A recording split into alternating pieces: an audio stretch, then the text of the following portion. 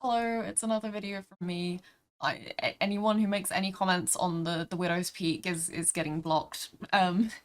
Yeah, I saw an article today that accidentally was talking about something I've wanted to talk about for a little bit, so this is just sort of becoming a conglomeration weird ramble video again, so apologies in advance for that. Socialist newspaper called the Tribune put out an article today by a woman whose name literally has Bint in it.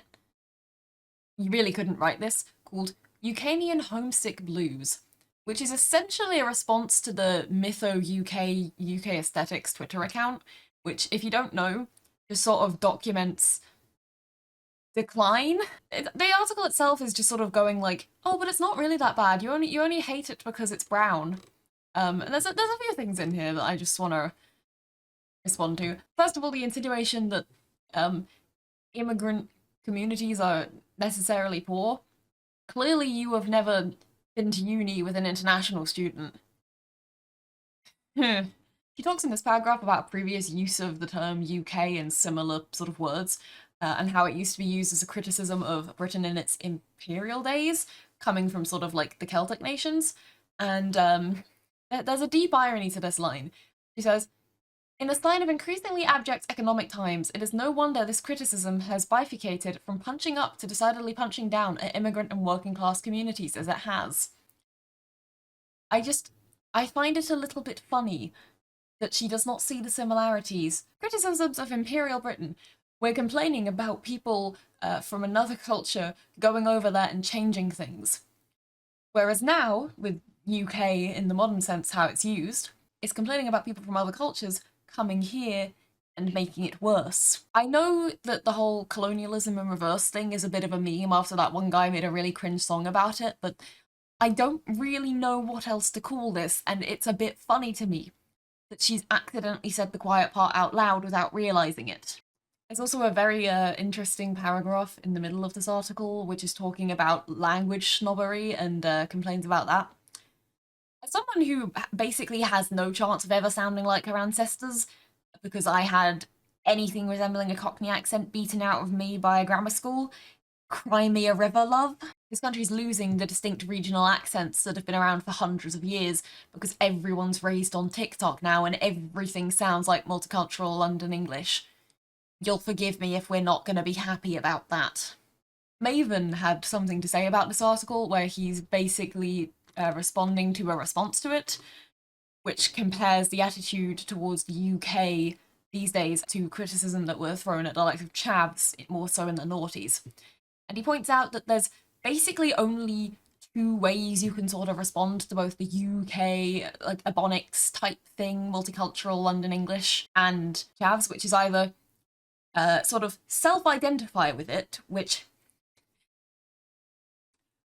don't get me started on mockneys. Nobody wants a 20-minute video of me ranting about Lily Allen, but it will happen. Or just denying that it exists and sort of, don't believe your lying eyes. It's interesting that the sort of self-identification is more the Zoomer route, I guess. I see a lot of Zoomers on TikTok who will very much sort of just identify with the decline in many ways, like don't get me wrong, I do enjoy the recession core memes, but it's kind of bad that some of the things we identify are like with some of the sort of cultural identities of our generation are things like the really flimsy Kex bags and like underage vaping.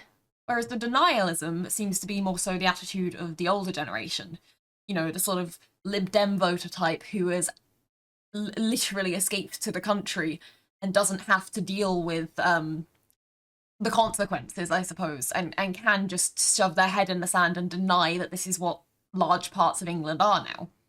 And I don't like that that's what large parts of England are now, but pretending it's not happening is not helping. And,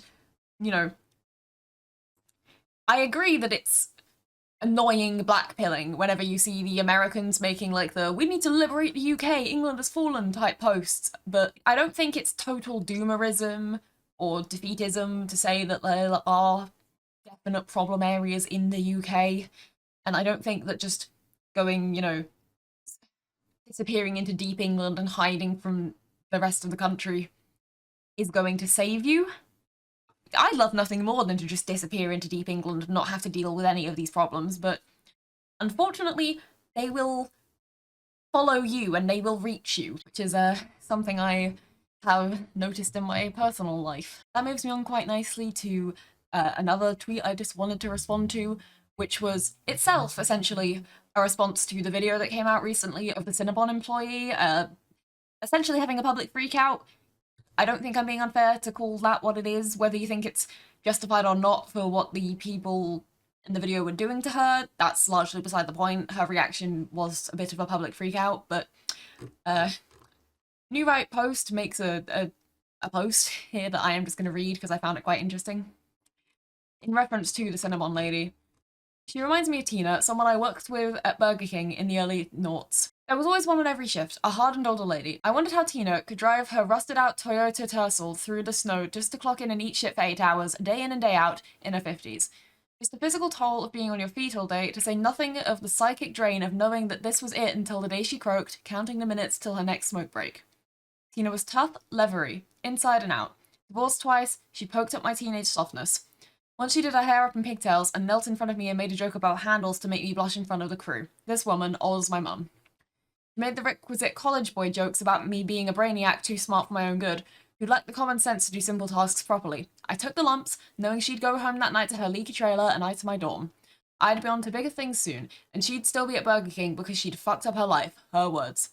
Every society has produced impulsive and irresponsible losers who never managed to get it together. But it wasn't all Tina's fault. Deindustrialization had already hollowed out her community, the mills and factories closed decades before, and that's why Tina was stuck working at Burger King with a bunch of teenagers instead of a production line, making 4 or 5 times as much money. It's why she'll never have savings or decent health insurance or retirement, so you can see it from an American perspective.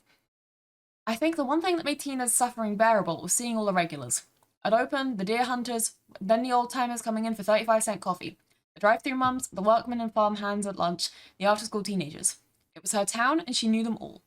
At the sight of some old high school acquaintance, her face would brighten up and her beauty would shine forth. Well, look who it is. I can't imagine how much more soul-sucking that job would have been if she'd had to spend her day serving not people she knew and loved, newly arrived foreigners with fierce contempt for her. Refusing to learn her language, seeing her a stupid rube to be scammed, and her community, built by all those hunters, farmhands, workmen, and mums, as a glittering pile of money just sitting there waiting to be plundered by someone clever enough to take it. I don't know how she would have managed if she was looking down the barrel of the next few decades in service to the Restaurant Brands International, headquartered in Toronto, Canada, a faceless corporation who'd cut her loose the moment she got cancer or had a bad car wreck, or if her body just gave out from old age, and to an alien community, openly hostile to her and the one thing in her life that brought her joy. I think that might have pushed Tina over the edge. So obviously that's a post being made in context to sort of justify the reaction of the Cinnabon lady. But there are a few things in there that they did speak to me, I guess. Scrump brought up on a stream, I think it was on AA's channel a little while ago, of sort of the village pub problem, and there's this idea that village pubs are essentially being killed by Rachel from Accounts at the moment. And yeah, but the village pub vibe is, I think, something worth protecting. I worked in a village pub, which I suppose in some ways is comparable to the Burger King, because I guess that's what Americans have for culture. But I worked in a small village pub from when I was 18 until halfway through my first year of uni. And it's a small pub, rural village. The people who worked there, other than me, were teenagers as described. You know, I was working there as an 18-year-old because it was the only place that would hire me because I had no previous work experience because COVID's awful. And trying to get work experience as a 16-year-old during lockdown didn't happen. It was the exact kind of local place this describes. And my village was very deep England. We had a lot of older women working in that pub who, they were working for the same minimum wage I was. Well, technically less because I was under 23 at the time, but point still stands. We were all there working for minimum wage, on our feet, long old shifts, evenings and weekends. But it was bearable for me because I knew, you know, I'm doing this to pay for uni. This isn't going to be me forever. And it was bearable for everyone else because we'd come in every week and we'd serve the same pints to the same regulars, and we know, okay, it's Friday, so this group's going to be in at this time, and they're going to hang out because they're the fishing lot or the farmers, and this table's going to be in at this time, and they're going to sit over there, and they're going to order the same thing, a Guinness and a Malbec, and liver and bacon. Oh, I miss those people. You know, that made it very bearable, and that is very much the village pub experience. Now, those sort of jobs did go to, you know, the teenagers, or I suppose, I don't like to use this term, but the white underclass. That's who it went to in the village. And, you know, my village was great for that because small, rural village where everyone knew each other, high trust society, it's exactly what you think of. And, you know, I think it's a very good thing that those kind of jobs do go to teenagers. You know, you had to be 18 to work the bar, obviously, but we hired 16-year-olds to be pot washers and KPs. And those are the kind of jobs you should be doing as a 16-year-old. Like, I don't mean to channel my inner boomer here, but I think something like that does genuinely build character. And it's not crazy hours, you know, it's you know, a shift after school on a Friday sometimes, or a Sunday lunch rush, you know, like 3 or 4 hours. And it's not every day, it's not crazy. I think that is good for, you know, one of the big boomer complaints is just like, oh, we get all these graduates who have never done work, and I'm like, well, you know, happy to be the exception, I guess, but part of the reason you're getting young people coming up who have never done these jobs is because they're not going to teenagers anymore. It's more of a phenomenon in cities, but even when I was working in a small village pub, I recalled quite distinctly, you know, we cycled through staff fairly quickly because, you know, students came and went, and people, like, our pot washers, it was literally a case of like, okay, this one's having to quit because he has to go do his GCSEs and can't be spending the time working anymore. You know, fair enough. But I remember we were constantly advertising for just, you know, part-time workers. And I remember once being at the pub and picking up the phone. It was some Asian dude in like his 40s or 50s, I guess, asking about a KP job, and we were like, yeah, okay, so how, and he was asking for his son, and we were like, yeah, okay, so how old's your son? He's like, yeah, he's 28.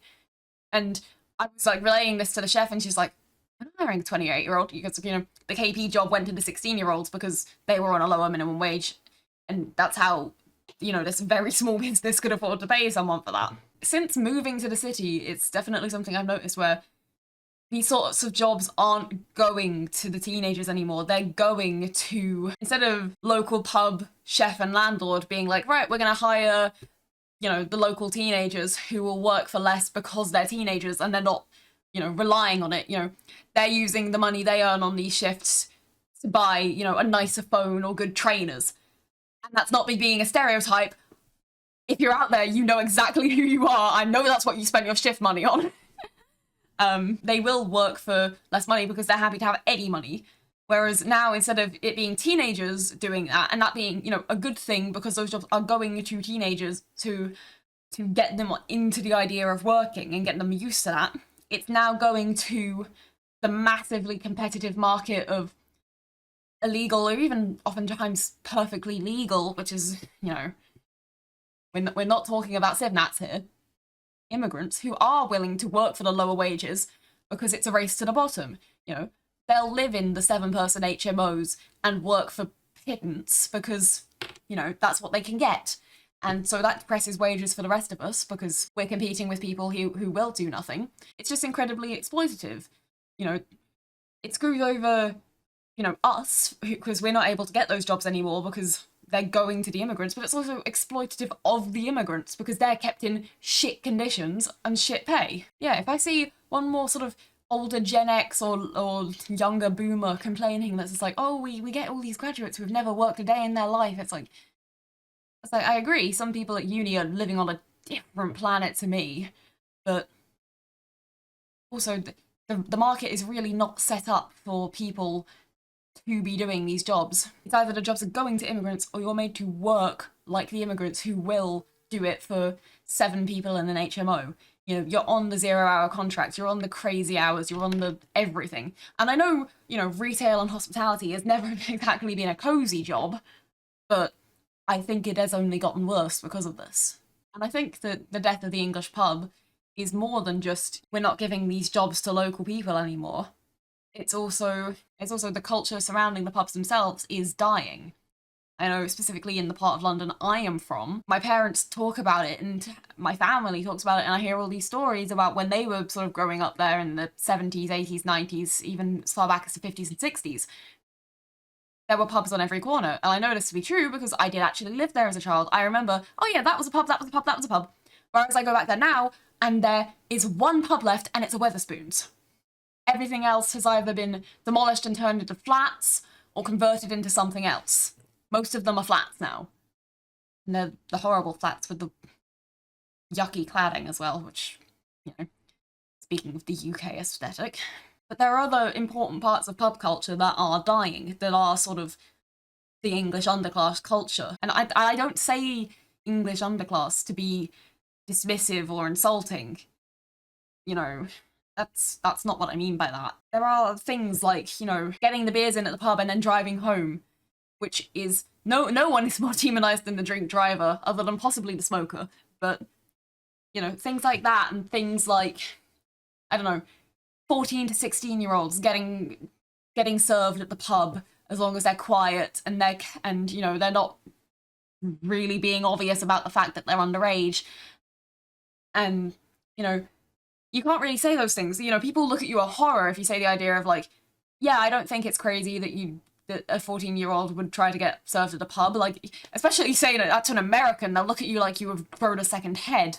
Not to dob myself in too much, but, you know, we used to let the 16-year-olds drink with us after shift. You know, it's character building. I think there's this attitude of, like, that was prominent sort of as Gen X and, like, older millennials were coming up. And I know that's the whole meme of Gen X is like, we weren't raised, we were just sort of released. The idea of like, oh, as long as they're safe, as long as they're at home, they're out of trouble and they're safe. But no, I'd argue that a young, I guess I was going to say Zoomer, but no, Zoomers are kind of grown at this point. Like, a Gen Alpha teenage boy is probably getting less harmed by being a 14-year-old learning how to handle alcohol. And I don't mean, you know, and I'm not suggesting you let 14-year-olds get rat-arsed constantly. I'm talking about, you know, hot fuzz, well, as long as they're in here, they're okay, type, you know, underage drinking, that kind of thing.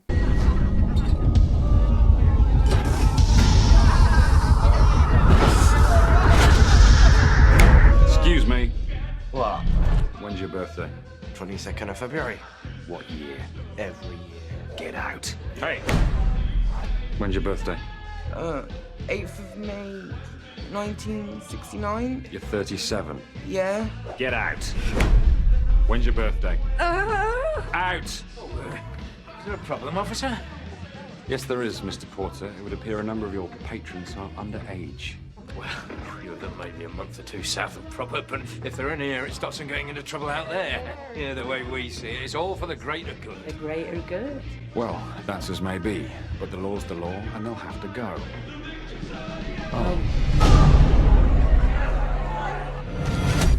Another cranberry juice? I'm fine, thank you. I think they're in a much better position doing that than being alone at home, socially isolated, not getting socialized properly, developing a parasocial relationship with an OnlyFans model. You know, I'd argue that's actually a lot worse, especially when we have things like the male loneliness epidemic. People say like, oh, as long as they're at home, safe, out of trouble. It's like, no, I think a little bit of trouble is actually good for you. But yeah, the point of this video is, I guess, the UK aesthetic is horrific, and, you know, they're slowly taking the bread and circuses away from the people, I guess. You know, liquid bread, I guess, but... And we are very much losing the small pub culture. It is being taken from every angle, you know. You can sort of do a timeline over the course of my life and a little bit before, but just... It really does seem like every economic policy is just designed to kill pubs.